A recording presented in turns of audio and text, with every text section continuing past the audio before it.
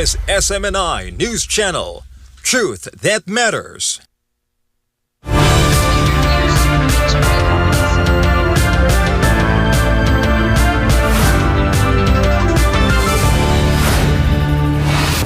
Terror strikes in Yom Kippur. On the holiest day for Jewish people, terror erupts outside the Manchester synagogue.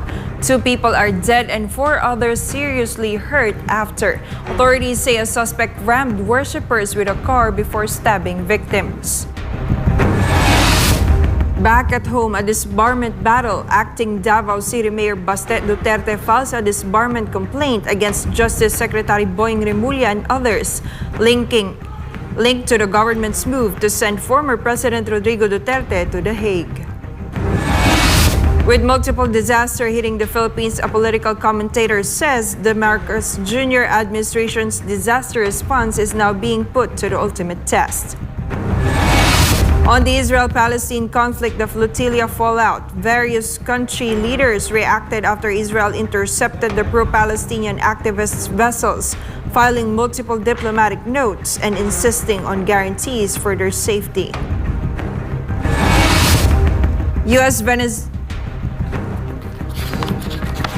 In Europe, workers shut down Greece as tens of thousands walked off the job to protest against a bill extending working hours.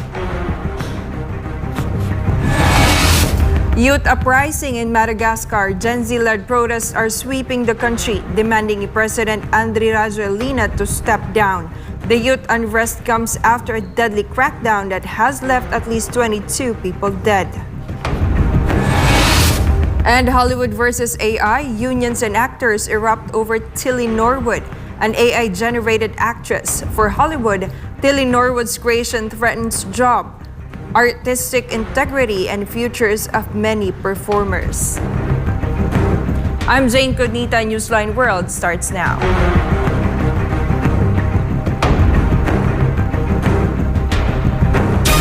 The Social Security System, SSS, has rolled out a faster and more accessible calamity loan program to assist members affected by the recent 6.9 magnitude earthquake in Cebu and a series of destructive typhoons nationwide. Prince Tripoli for the report. Chaos unfolded outside the Heaton Park Hebrew Congregation Synagogue in Manchester, United Kingdom. Police say 35-year-old Jihad al-Shami, a British citizen of Syrian descent, rammed his car into a group of worshippers before stepping out and stabbing victims. 2 people were killed and 4 others were seriously injured. Jihad al-Shami was wearing what appeared to be an explosive vest, later found to be fake. Officers shot him at the scene and was later confirmed dead. Authorities arrested 3 other suspects, 2 men in their 30s and a woman in her 60s, on terrorism-related charges. Police described it as a terrorist incident and that officers had responded within 7 minutes. Locals and eyewitnesses to the terror attack describe how they'd seen blood on the robes of a rabbi, and even police officers crying at the scene. Police wouldn't allow me even out of out my flat building, and later on they knocked on and they evacuated us from our flat. As I was walking down, I did see the rabbi of the synagogue. Now on this day, it's a day of prayer. So it's a day where they wear a long white robe for prayer. And I saw there was a bit of blood at the bottom of the rabbi's robe. So plenty of fire engines, police, bomb squads, sniffer bird. Later on, we have heard a controlled explosion. So obviously he also has had an explosive belt on him. Well, I came to the synagogue to daven and pray because it's the holiest day of the year, and I was met with a bunch of police cars, fire engines and commotion. It's not really what I was expecting. I've even seen a fully grown police officer crying when he was coming out from the cordon up there, and it's not every day you see a police officer crying. So it was just like, obviously everyone's in shock, and it's like, for what reason, why have they done it? Nobody knows. Prime Minister Keir Starmer strongly condemned the attack and that Britain had to defeat anti-Semitism. Starmer said such sentiments were also rising once again in the country. Starmer also vowed to strengthen security across Jewish communities across the UK. This is something Jews have always lived with. We must be clear. It is a hatred that is rising once again. But to every Jewish person in this country, I also want to say this. I know how much fear you will be holding inside of you. I really do. And so on behalf of our country, I express my solidarity. And so I promise you that I will do everything in my power to guarantee you the security that you deserve. And I promise you that this Britain will come together to wrap our arms around your community and show you that Britain is a place where you and your family are safe, secure, and belong. Israeli Prime Minister Benjamin Netanyahu also extended his condolences to the Jewish community in the UK, calling the Manchester incident a barbaric terror attack. Meanwhile, Israeli Foreign Minister Gideon Sa'ar accused the UK of failing to act against anti-Semitism, and that such incitement have been widespread across the country. Authorities continue their investigation to determine the full extent of the planned terrorist activity behind the incident. Reporting for Newsline World, this has been Prince Tripoli, your citizen correspondent. A political commentator issued a reminder on how the Marcos Jr. administration will perform as the country faces multiple calamities at the same time. I'm Jayne Codnita with the report. Kami, mga public servant, kami ng mga hinalal ng taong bayan ay dapat nakikita na hindi naglalaro na kung ano-ano ginagawa, namumuliti ka, whatever, basta nagtatrabaho lang para makapagserbisyo sa tao. This is the marching order of President Marcos Jr. as the country reels from successive calamities. Tropical Storm Paolo has already entered the Philippine area of responsibility, while several areas are still struggling to recover from the devastation of Typhoon Opong. Adding to this is a 6.9 magnitude earthquake in Cebu that claimed many lives, along with the threat of volcanic eruptions such as Taal volcano, which continues to show volcanic activity. Since the Philippines lies in the Pacific Typhoon Belt, the Pacific Ring of Fire, and atop several fault lines, the country is often struck by strong typhoons, earthquakes, and volcanic eruptions. According to political commentator Ibi Hugalbot, this is where the resilience of the government will be truly tested. Now going back, meron tayong lindol, meron tayong bagyo. But you probably forgot. Kaninang madaling araw, mayroong minor eruption ang Taal volcano. Nako po. At we have to remind our mga kababayans that aside from Taal volcano, nasa alert level 1 pa rin ang Mount Bulusan, alert level 1 pa rin ang Mount Mayon, at naka-alert level 2 pa rin ang Mount Canlaon na nasa Negros Oriental. According to Hugalbot, the public will judge Marcos Jr.'s disaster response, and comparisons with past administrations will be inevitable. Tama, no? At hindi lang talaga doon sa disaster response ang magiging comparison. Lahat na ng mga metrics ng gobyernong ito will always be compared to the previous administration, whether it's Duterte or not. Kasi nga meron ng benchmark, no? Whether it's disaster response, the economy, infrastructure, corruption, crime, and everything, hindi talaga natin yan mapipigilan na ikumpara because people already felt the difference doon sa panahon ng previous administration ni Digong compared to what they are feeling right now and with what they are witnessing in their very own eyes with this Marcos Jr. administration. President Marcos Jr. was in Cebu to deliver aid to the disaster victims. But before he came, Vice President Sara Duterte already visited the bereaved families and personally distributed assistance. The Davao City government and other local government units also sent aid. To recall, Vice President Duterte previously served as mayor of Davao City before becoming the vice president. So, kung titingnan mo, kasi inherent na talaga sa atin ito, MJ. That's why ako talaga, no, ang dami, hindi ako eksperto ng disaster response, pero it doesn't take rocket science, no. Tingnan mo yung ginagawa sa Davao at sa OVP.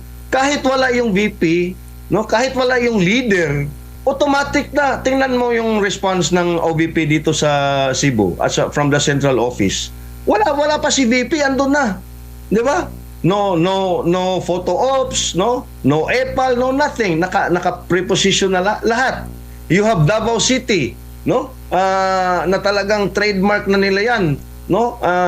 They are always the first LGU to mobilize and send help. Comprehensive help, no?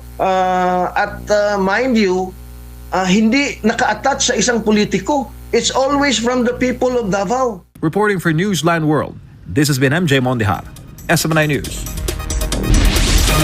The Metropolitan Manila Development Authority or MMDA and the Quezon City government teamed up to clean several creeks in the city. This is part of the continuing efforts to keep Metro Manila's drainage infrastructure clean and in good condition. Sheena Turner reports. This Ladurian Creek in Barangay Kalusugan, Quezon City often experiences flooding during heavy rains and storms. One of the main causes of flooding is the clogging of waterways due to trash and silt buildup. On Thursday morning, the Metropolitan Manila Development Authority or MMDA and the Quezon City Local Government Unit joined forces to clean the creek as part of the Bayanihan sa Estero Anti-Flood Program. Yung Ladurian Creek po is a critical waterway po. Ito po yung upstream ng San Juan River. Yung San Juan River po yung nandun sa baba. Pagka po ma-desilt po natin to, maka-increase yung capacity po ng creek, malaking tulong po. Kasi po for example, for the Rojas area, estimated flood volume po natin will be around 30,000 cubic meters. So kung maibsan po yung lumaki po yung capacity ng creek, malaki pong tulong. Residents living near the creek experienced trauma whenever flood struck as the water would rise above head level. That's why the initiatives of the MMDA and the QCLGU are a big help for them. Yung area namin kasi ito yung pinaka-lowest lying area from Q-Mart all the way down na yung sinusundan yung Ladurian Creek na yan. Bagsak ng bagsak, Kamuning hanggang sa dito. Dito naiipon na yung, dahil ito na yung pinaka-lowest point na wala nang saan batabaan. Yung second floor namin inabot. Yung bintana na yung doon sa taas. That was 2016 Undoy. That's why the MMDA reminds the public. Iwasang magtapon ng basura sa waterway. Kasi malaking contribution to sa pagbagal ng pagdaloy ng tubig. For God and for my beloved Philippines, this has been Sheena Turner, SMNI News. The city of Taguig expressed solidarity with those affected by the recent string of disasters in the country. On Thursday, the local government dispatched a search and rescue team to Cebu in response to the 6.9 magnitude earthquake that struck the province. Joining other local government units in a mission led by the Office of Civil Defense, Taguig quickly responded to the call for assistance to aid those affected. According to the Taguig LGU, the deployed team is a certified collapse structure search and rescue unit, highly trained in high-angle rescue, water search and rescue, technical extrication, and rope management. They also brought heavy equipment such as hydraulic combi tool, chipping gun, impact drill, portable grinder, portable jackhammer, and other essential gear for rescue operations. While Cebu is the primary mission, Mayor Lani Cayetano also expressed solidarity with Masbate, which was severely affected by Typhoon Opong. The mayor likewise requested the City Council to immediately approve additional funding to extend more assistance to both areas. Justice Secretary Boying Remulla and 3 others risk losing their licenses after acting Davao City Mayor Baste Duterte filed a disbarment complaint against them before the Supreme Court. This is in connection with the government's move to send former President Rodrigo Duterte to The Hague, Netherlands. Margot Gonzalez has the story.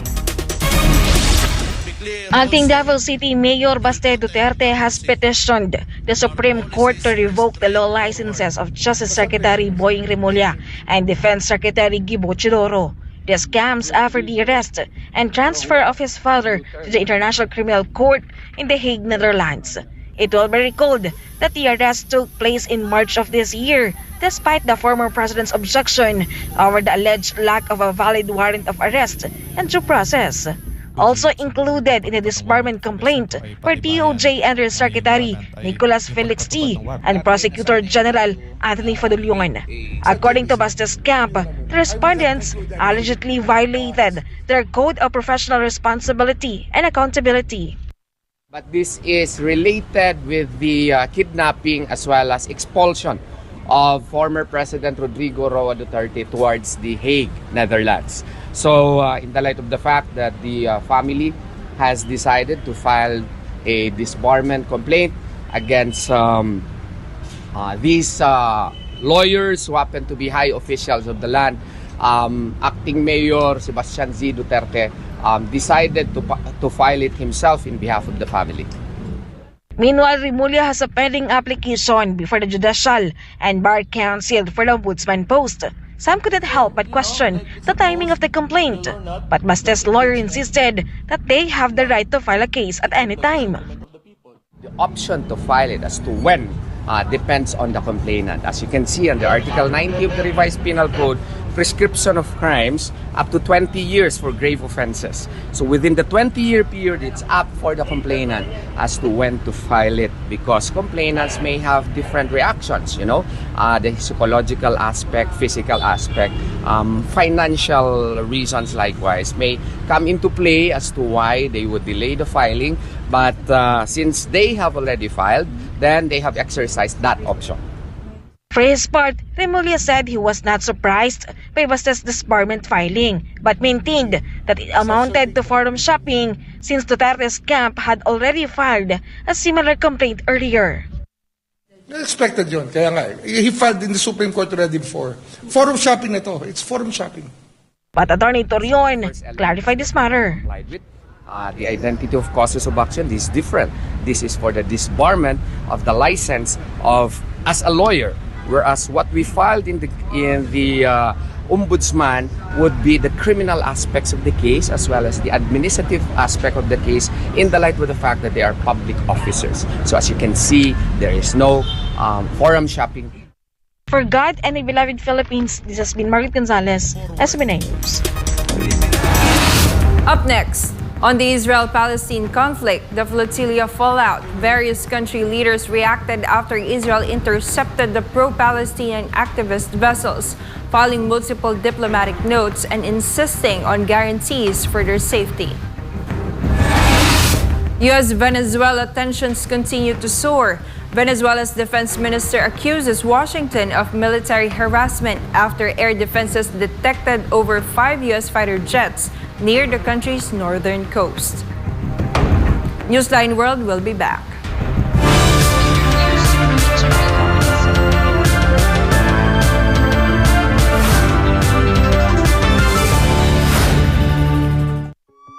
Maging ligtas, maging handa. Narito ang ilang paalala kung sakaling tumama ang lindol. Maghanda ng emergency kits na may lamang flashlight, pito, first aid kit, tubig at pagkain. Alamin ang emergency exits sa inyong bahay, paaralan o opisina. Habang lumilindol, magtago sa ilalim ng matibay na lamesa upang maprotektahan ang sarili sa mga nahuhulog na bagay. Lumayo sa mga bintana at mabibigat na gamit na maaaring mahulog. Kung ikaw ay nasa labas, lumayo sa mga gusali, puno o poste na maaaring matumba. Kung ikaw ay nagmamaneho, itabi at ihinto ang sasakyan at lumabas. Pagkatapos ng lindol, gamitin ang hagdan sa paglabas ng gusali at huwag gumamit ng elevator. Maging alerto sa aftershocks at manatili sa open space kung kinakailangan. Maging ligtas at maging handa sa anumang sakuna. Ang paalalang ito ay hatid sa inyo ng SMNI.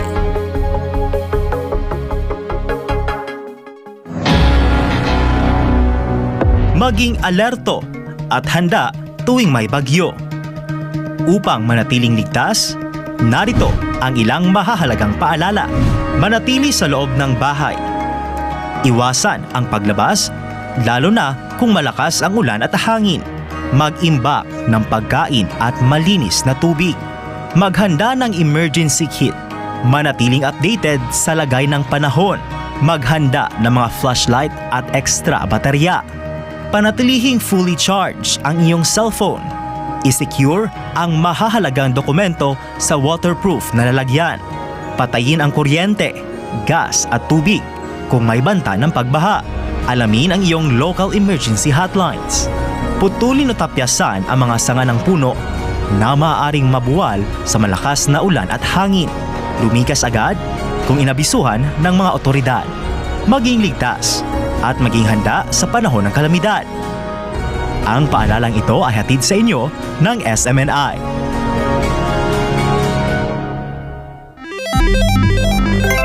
Isang pindot lang, pwede kang maka-jackpot.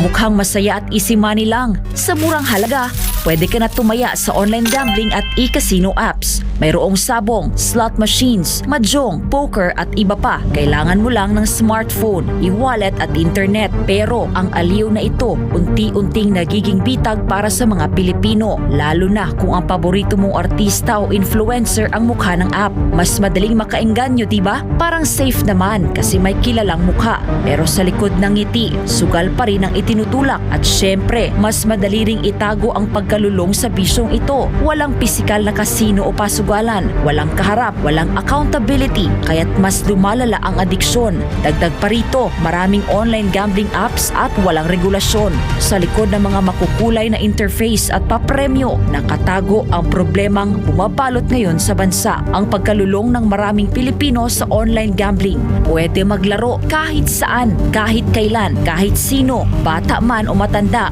pwedeng malulong.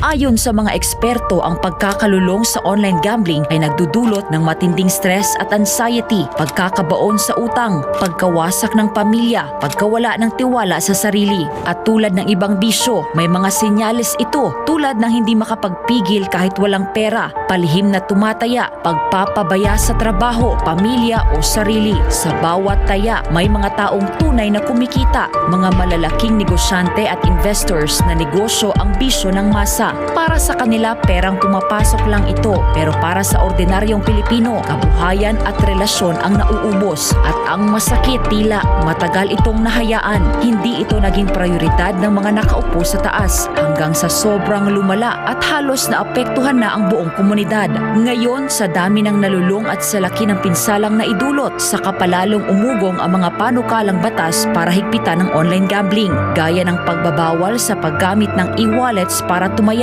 pagtaas ng minimum bet, mas mahigpit na identity verification, pag-block ng mga illegal na gambling sites, at bawasan o ipagbawal ang mga ads na target ang kabataan. Maaari itong magmukhang laro lang, pero sa katotohanan, isa itong sugal sa kinabukasan. Ang kita na dapat sa mga pangunahing pangangailangan o ipon na uubos sa sugal. At sa mundo ng online gambling, mas madali kang matalo kaysa manalo. Huwag hayaang sugal ang magdikta sa iyong buhay. Isang paalala mula sa SMNI.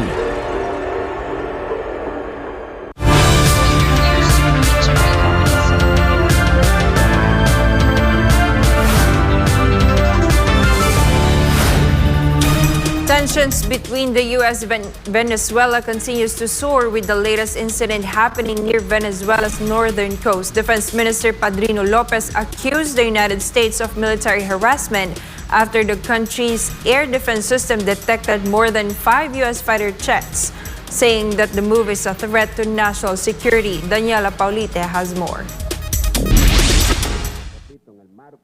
Venezuelan Defense Minister Padrino Lopez accused the United States military of harassment during the Bolivarian National Armed Forces operational report in Caracas. He explained that the unidentified aircraft were flying at about 35,000 feet and moving at 400 knots, a pattern typical of combat jets.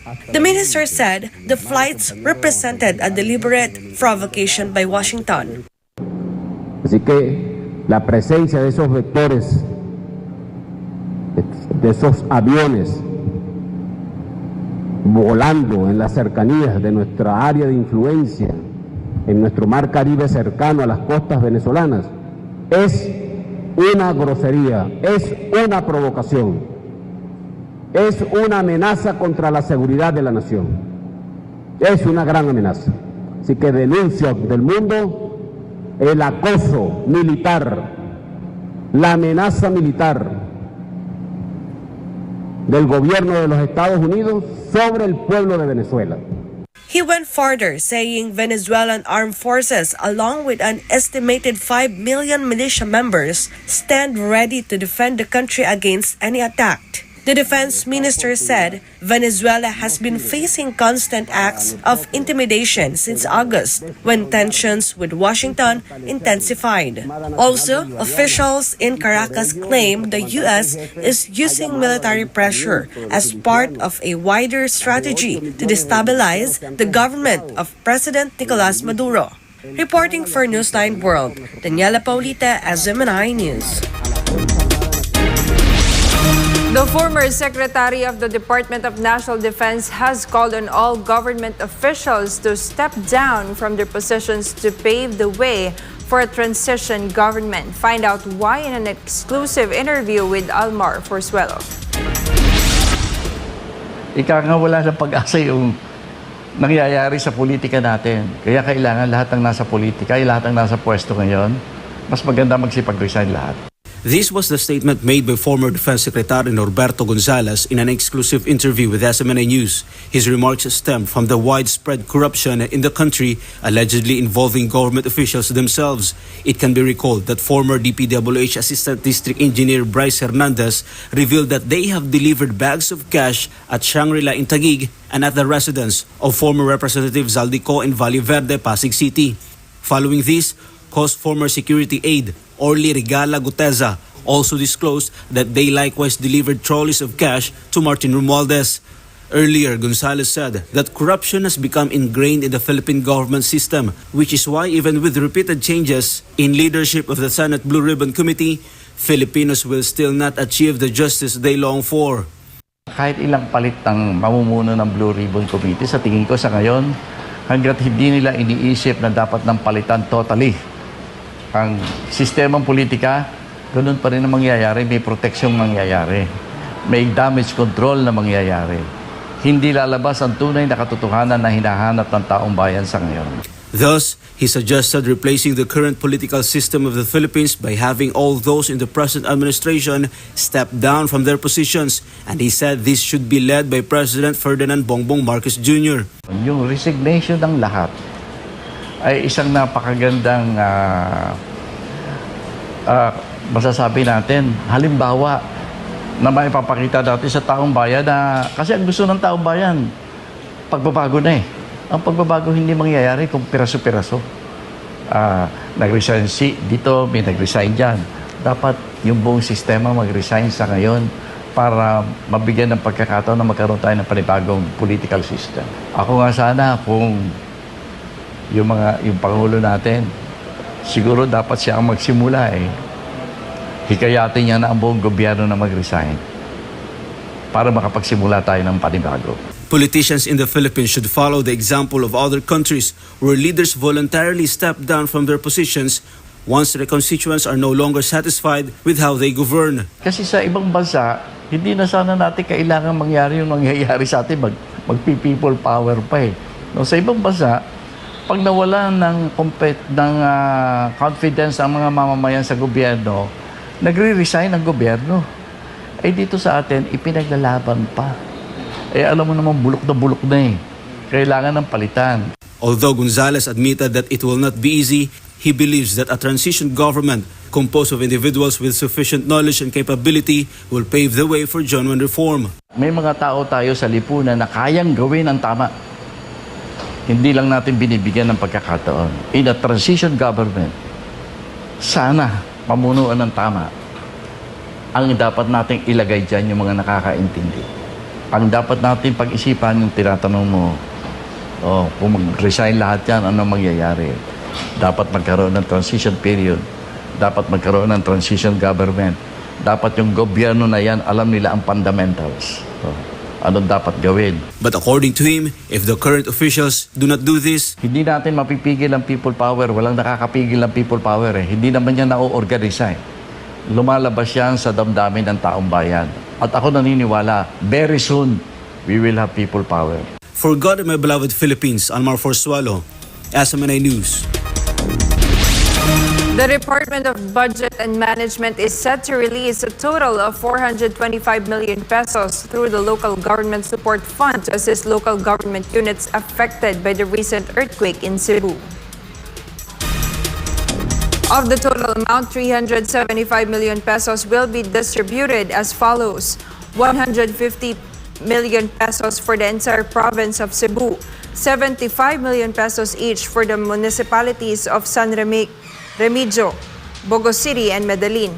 An additional 15 million pesos has been earmarked for the municipality of Bourbon, raising the total LGSF allocation to 425 million pesos. According to Budget Secretary Amena Pangandaman, the fund release is aimed at accelerating relief operations and kickstarting rehabilitation in the most severely affected communities. Meanwhile, the DBM releases a total of 1.625 billion pesos to replenish the quick response funds of the DSWD and DPWH. The Independent Commission for Infrastructure appears powerless to compel Congressman Zaldico to attend its hearings, according to Executive Director Attorney Brian Hosaka. He added that the commission also faces a major challenge in carrying out its mandate due to lack of staff and funding. Jason Rubrico files this report. The Independent Commission for Infrastructure is now focused on building a case in connection with the flood control projects under investigation. According to ICI Executive Director Attorney Brian Hosaka, they are currently verifying and studying the information gathered from previous hearings. Aside from the case build-up, the ICI is also prioritizing the formation of its staff organization. The Commission is busy organizing itself. Masyadong mabilis ang pangyayari. So sa ngayon, yung Commission ay nakatutok sa pag-organisa. No? We need the complete staffing and budgeting. The Commission admits that the lack of staff and funding is currently a major challenge in carrying out its mandate.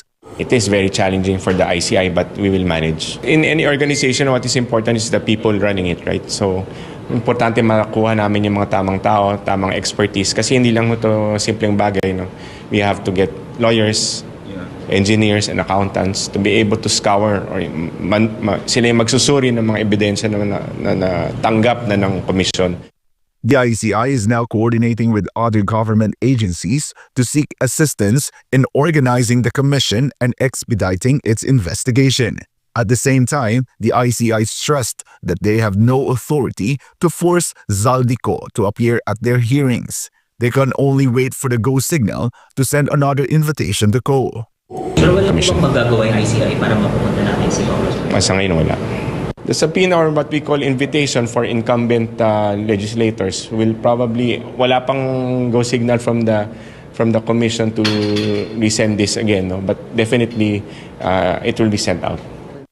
To recall, Co is among the lawmakers implicated in the anomalous flood control projects and corruption issues. Also set to receive another invitation from the ICI are other lawmakers, including Leyte 1st District Representative Martin Romualdez. Reporting for Newsline World, I'm Jason Rubrico, SM9 News. Mexican President Claudia Sheinbaum has urged Israel to immediately hand over 6 Mexicans detained during the global Sumud flotilla raid. Sheinbaum said her government has sent 4 diplomatic notes to Israel demanding physical safety guarantees for the detainees and their swift repatriation. This report. Sheinbaum made the appeal in her morning press conference at the National Palace in Mexico City. She confirmed that the 6 Mexican nationals are being held at the Israeli port of Ashdod. According to her, Israeli authorities plan to transfer them to a detention center. Está nuestro consulado ahí para poderlos apoyar en lo que se requiera y exigiendo pues que de inmediato sean repatriados nuestros connacionales.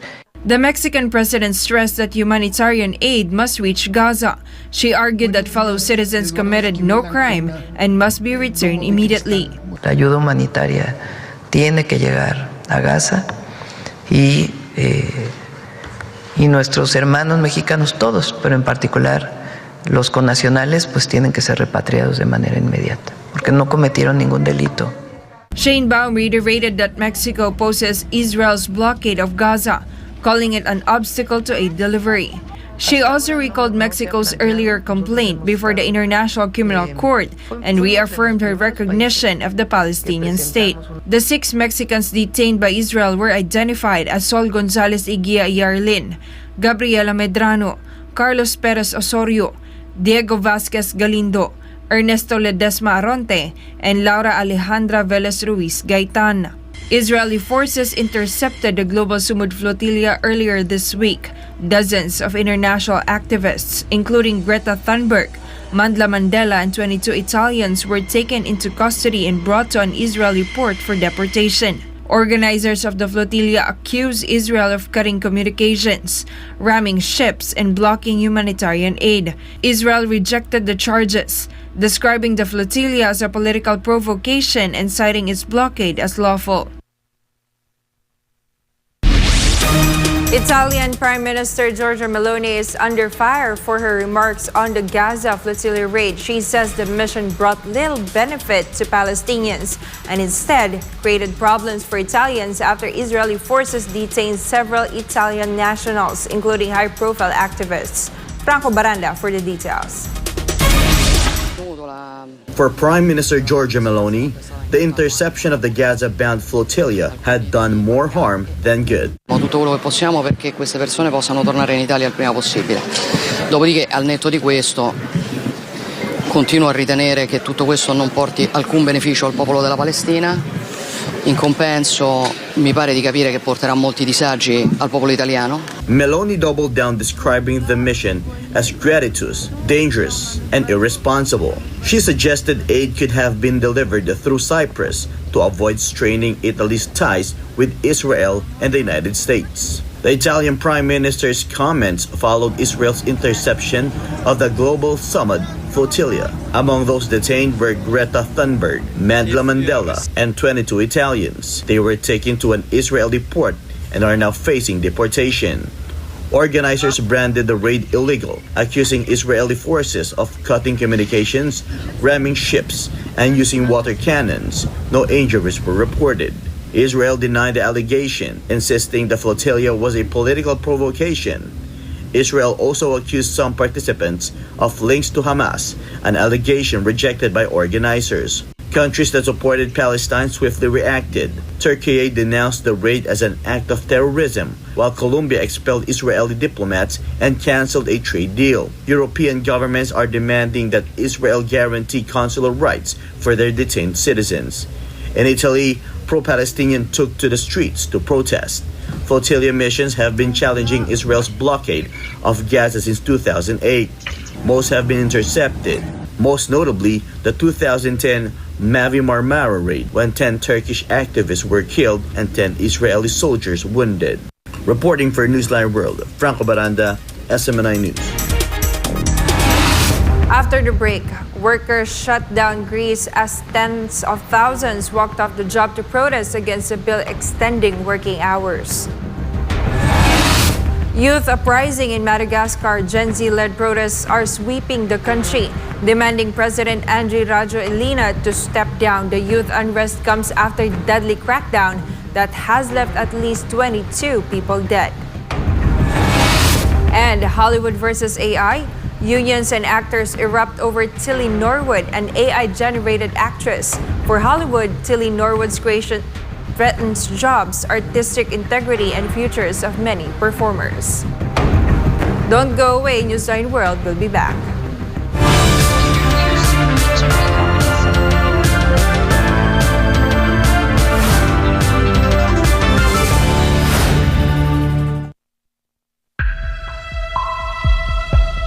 Sa kabila ng mga mas modernong kaalaman at teknolohiya, nananatiling matindi ang banta ng HIV sa Pilipinas.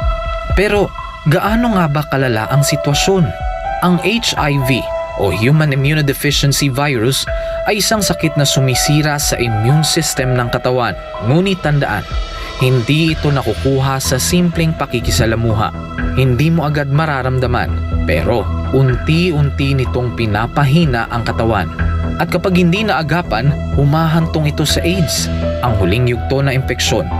kung saan halos wala ng panlaban ng katawan laban sa sakit. Patuloy na dumadami ang kaso ng sakit na ito sa Pilipinas.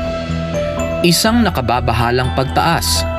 Umabot na sa 500% ang itinaas ng HIV cases sa mga kabataang edad 15 hanggang 25. Ayon mismo sa Department of Health, 56 na bagong kaso ang naitatala kada araw sa bansa mula Enero hanggang Marso 2025. At ang pinakamatinding apektado, ang kalalakihan at kabataang Pilipino. Dahil dito, ang Pilipinas na ngayon ang may pinakamataas na bilang ng bagong kaso ng HIV sa buong Western Pacific region. Isang indikasyon ng lumulubahang sitwasyon. Kaya nananawagan ng Department of Health gawing opisyal at urgent ang laban sa HIV sa pamamagitan ng isang Public Health Emergency Declaration. Kalalakihan ng pangunahing apektado. 95% ng bagong kaso ay lalaki. Mahigit 1/4 ay kabataang nasa edad 15 hanggang 24. Habang wala pang deklarasyon, patuloy ang DOH sa mga sumusunod na hakbang: HIV testing, libreng gamot, self-test kits, at pakikipagtulungan sa DepEd para sa edukasyon sa mga paaralan. Isinulong rin ng DOH ang online patient appointment system para sa HIV patients. Layunin nitong gawing mas madali at mas personal ang pag-access sa libreng gamutan at konsultasyon. Ayon sa schedule ng pasyente, ang HIV ay hindi tulad ng flu. Hindi ito basta naipapasa sa hangin. Ito ay naipapasa sa pamamagitan ng personal na desisyon. Kailangan din nating pagtuunan ng pansin ang ugali, disiplina, at personal na responsibilidad. Isang paalala mula sa SMNI.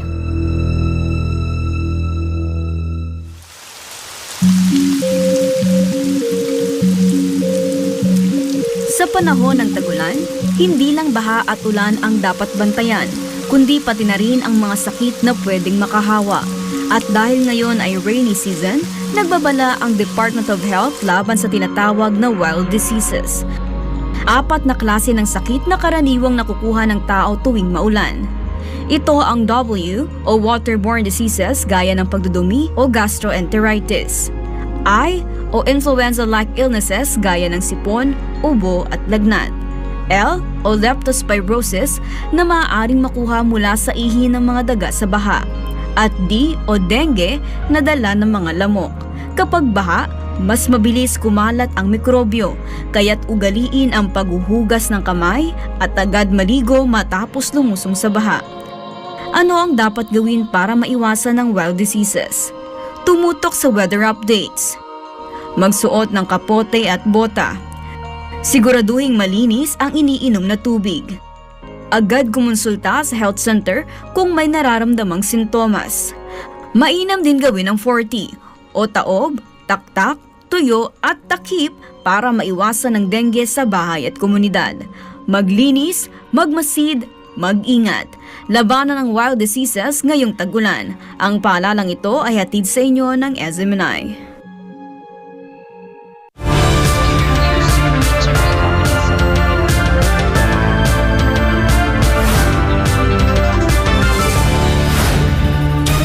In Madagascar, demonstrations led by the youth are spreading nationwide, with many demanding President Andry Rajoelina to step down. The unrest follows a violent crackdown that has already left at least 22 people dead.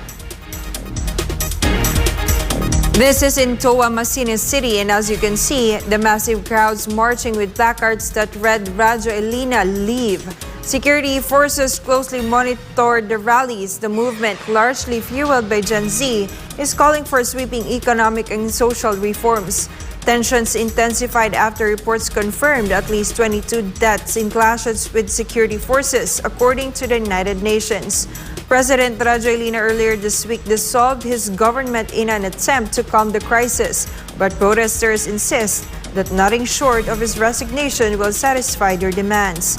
Despite the deadly violence and government shakeup, the voices of Madagascar's young generation continue to grow louder, demanding change at the very top. In Greece, tens of thousands of workers staged a nationwide strike, bringing transport and public services to a standstill. The protests are aimed at a government bill that would extend working hours. For laborers, this bill risks undermining family life and hard-won labor rights. Val Divina Gracia has the story. In Athens, ferry docks stood deserted and train stations stood to halt on Wednesday. Workers across the country walked off their jobs in a 24-hour strike, opposing a plan that allows shifts of up to 13 hours a day, capped at 48 hours per week, including overtime. Supporters of the government's plan view it as a step toward modernization. Critics, however, see it as a form of exploitation. Protesters also see it as another blow after years of wage cuts and austerity measures. Union leaders say the reform would push living standards even lower, already weakened since Greece's financial crisis. Teachers also joined the strike, warning that the real cost will be paid by families. The government insists the longer shifts will apply only in rare cases and with higher overtime pay. However, critics and unions say the law risks undoing decades of labor protections and reshaping daily life for millions in Greece. As laborers continue to protest, the debate over modernization versus exploitation has turned into one of Greece's fiercest labor battles in years. The bill remains under debate, but workers have made one thing clear. They will not accept reforms they believe will rob them of time, dignity, and family life. Reporting for Newsline World, this is Val Divina Gracia, SMNA News. In Bangladesh, Rohingya refugees at Cox's Bazar have welcomed the outcome of the UN General Assembly's high-level conference on their situation.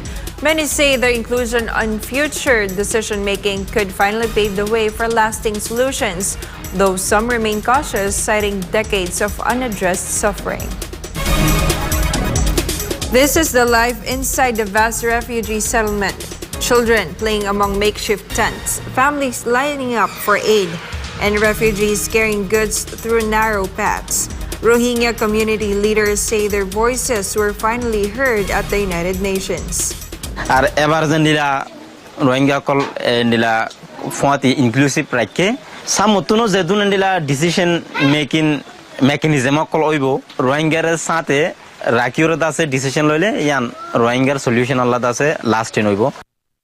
ইতারা যে দূর হয়ে দূর শুক্রিয়া মোটামুটি বিজ্ঞান উড়িয়ে এসে শুধু একমাত্র ইতারা রেজিস্টার্ড রিফিউজি 1992 সালতে বাংলাদেশের মাঝে হস্তপাত দেয় যারা সলিউশন এখনো পর্যন্ত ন ইতারার হতাগানি তারা ন তুলে ইতারার হতাগানি যদি তুলতে বলি দুনিয়ায় আরেকটা বুঝি পাইতে তো রোহিঙ্গার হিস্টোরি আর লং একখান history Unfortunately, the US government gya oyere arar inokol news okol ara funni beshi shock লাগগিল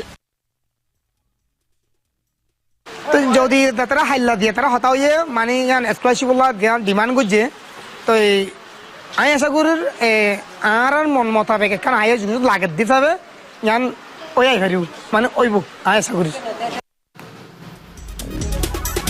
Cox's Bazar remains home to over 1 million Rohingya refugees who fled Myanmar's military crackdown in 2017. Aid groups warn that despite new pledges, continued international support is crucial to prevent further hardship. Peru's new Chancay port is positioning itself as South America's main gateway for trade with Asia. In just months, the port already slashing shipping times, boosting exports and opening new opportunities for farmers and businesses across the region. More on this from Angie De Leon. From farm to global market, Chancay Port is helping Peru's exports reach Asia faster, boosting the country's economy and trade presence. The Chancay Port in Peru, built by China's state-owned COSCO Shipping, is targeting to consolidate itself as a South American hub for trade with Asia by the end of its first year of operations. This aerial footage shows the port facilities located about 80 kilometers from Lima, the largest in the country.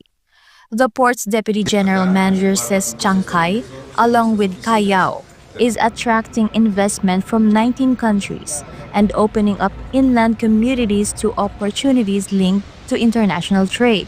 Bueno, el tiempo general se vincula primero en la eficiencia del puerto, ¿no? Un puerto donde ingresan directamente las mercaderías y puede dar servicios integrados, reduce tiempos preparación para la exportación. Y las líneas navieras ya establecieron rutas. Hay particularmente algunas que van en 23 días directamente de Latinoamérica hacia el Asia. Y eso significa oportunidad para aquellos que tienen que colocar productos frescos en un mercado de consumidores que es cada vez más grande. Owned 60% by Costco and 40% by Peruvian mining firm Volcan.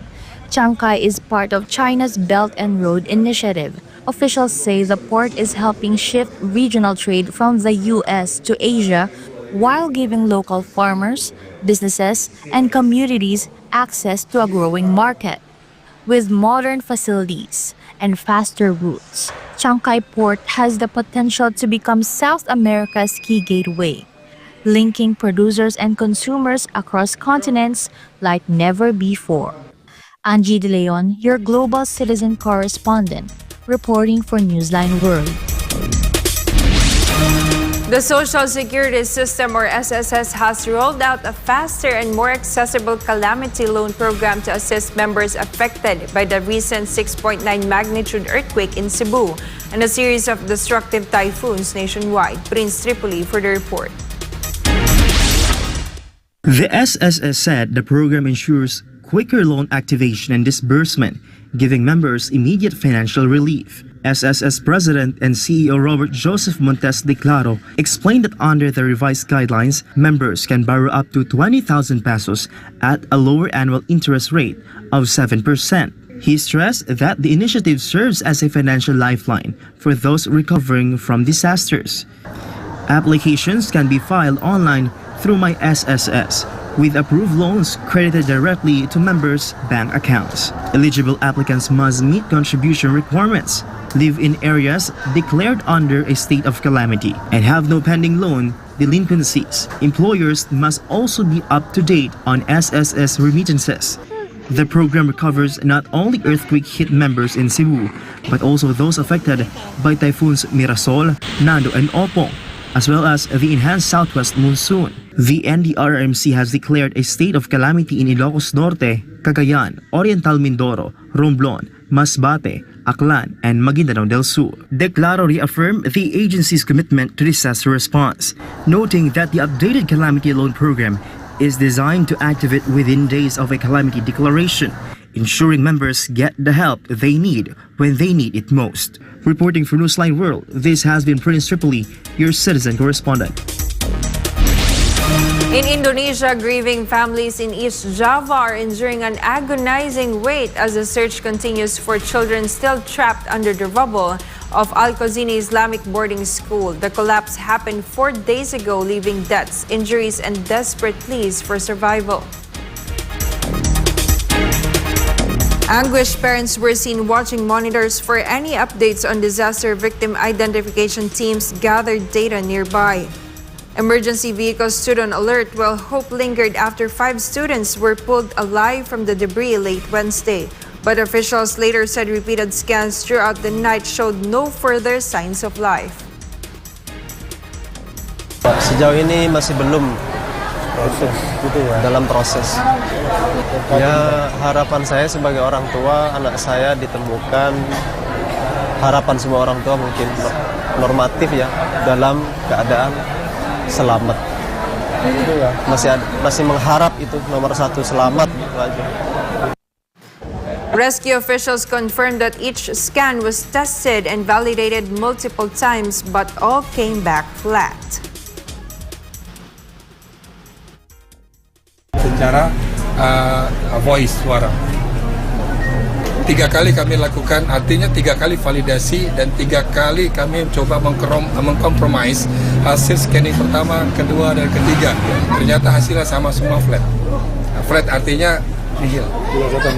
Ya, jadi sudah 3 kali pengulangan. Jadi kami juga mengkalibrasi agar tidak keliru dalam mengambil langkah selanjutnya. Nah, dengan 3 kali scanning ini kan biasanya kan segala sesuatu kalau diulang ya maksimal paling tidak minimal 2 kali.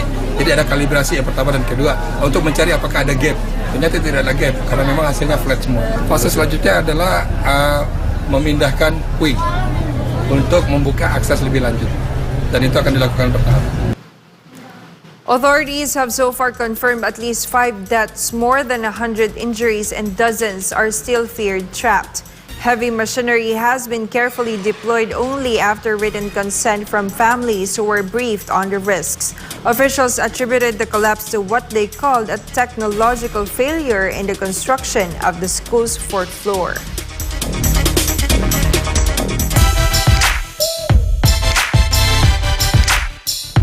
In sports, Bangladesh stunned Pakistan with a dominant 7-wicket victory in the Women's World Cup, led by debutant Rubia Haider-Jalik, unbeaten half-century, and Marufa Akhtar's new ball brilliance. Meanwhile, 2-time major champion and former world number 1 Dustin Johnson is set to headline the International Series Philippines this October. Carlo de la Peña tells us more. Bangladesh recorded just their second ever Women's World Cup win after thrashing Pakistan by 7 wickets. Pakistan, opting to bat first, were rocked early as seamer Marufa Akhtar removed 2 batters in the opening over, including star player Sidra Amin for a golden duck. From there, Pakistan collapsed to 129 all-out in 38.3 overs, with leg spinner Shorna Akhtar taking 3-5 and Nahida Akhtar adding 2-19. In the chase, debutant Rubia Haider-Jalik anchored the innings with an unbeaten 54 from 77 balls, supported by captain Nigar Sultana Jyoti in a 62-run partnership. Sobana Mostari then struck 24, not out to finish the job with early 19 overs to spare. The result comes 3.5 years after Bangladesh's maiden World Cup victory also against Pakistan and raises hopes of more success in this tournament. Meanwhile, 2-time major winner and former world number 1 Dustin Johnson is set to participate in the International Series Philippines, adding more star power to an already elite field. Johnson will tee off alongside fellow major champions Baba Watson, Patrick Reed, Charles Schwartzel, and Luis Oosthuizen at Santa Elena Golf Club from October 23 to 26. The American boasts an outstanding career, highlighted by his 2016 US Open title and his record-breaking 2020 Masters victory at 20 under par. He also spent more than 130 weeks as the world's top-ranked golfer, including a 64-week reign starting in 2017, the 5th longest in history.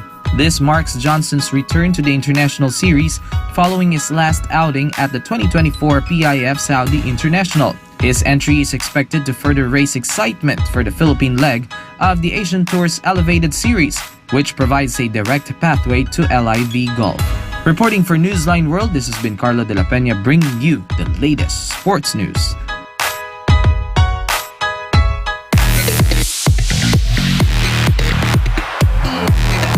Hollywood is in an uproar over Tilly Norwood, an AI-generated actress created by an AI studio, Particle 6. SAG-AFTRA and academic critics have condemned the character, arguing she poses a risk to real actors' livelihoods and creative integrity. Tilly Norwood was unveiled at the Zurich Industries Summit with a 20-second parody video of an AI TV show. She has social media profiles and a digital persona being marketed like a real star. The Actors Union SAG-AFTRA rejected the concept, saying creativity should remain human-centered, claiming that the AI was built using performances from real actors without their consent. Some high-profile stars joined the backlash. Emily Blunt called the idea terrifying, while Natasha Lyonne labeled it deeply misguided. The project is the brainchild of Eline van der Velden, founder of Particle 6, who insists Tilly Norwood is an artistic experiment, not a replacement for human actors. Van der Velden has floated ambitions to make Tilly the next Scarlett Johansson or Natalie Portman, but critics say a synthetic performer lacks real emotion or lived experience, making it inherently hollow. Eve Bergquist from USC's Media Technology Center dismissed much of the hype as nonsense. Some Hollywood actors also took to social media. Melissa Barrera urged agents to drop Norwood. calling the move gross. Natasha Leon joined calls for boycotts, accusing the concept of being not the way.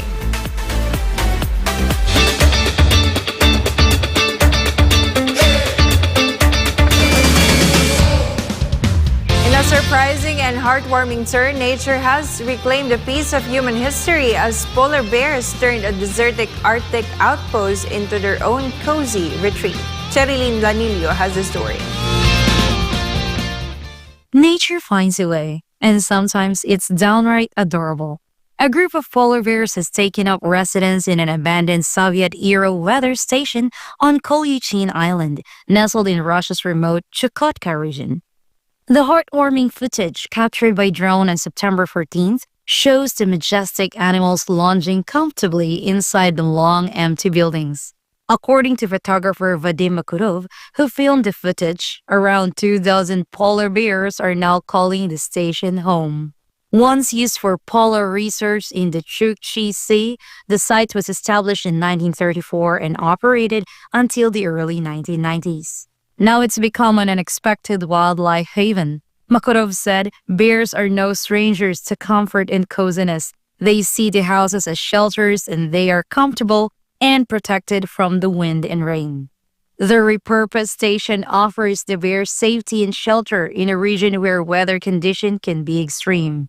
It's a touching reminder of how wildlife continues to adapt to changing environments, and a rare glimpse at animals finding peace in the remains of human history. While the sight of apex predators indoors might startle some, this unique habitation offers a hopeful twist, a story where abandoned human infrastructure becomes a sanctuary for wildlife, not a threat. Cherilyn Yanilio, your citizen correspondent, reporting for Newsline World. And before we end, may you be inspired with the words of the sun.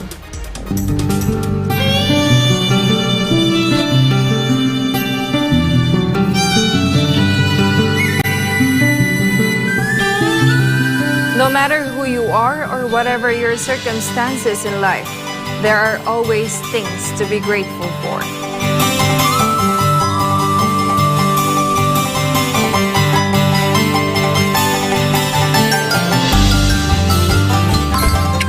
And as we keep track of the countdown, there's only 83 days left before Christmas.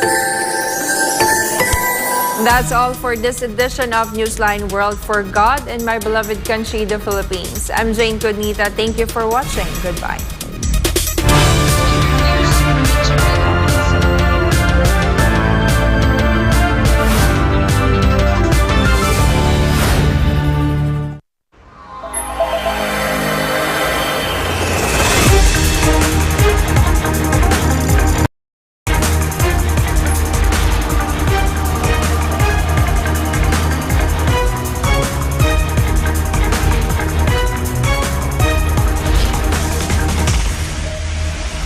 This is SMNI News Channel.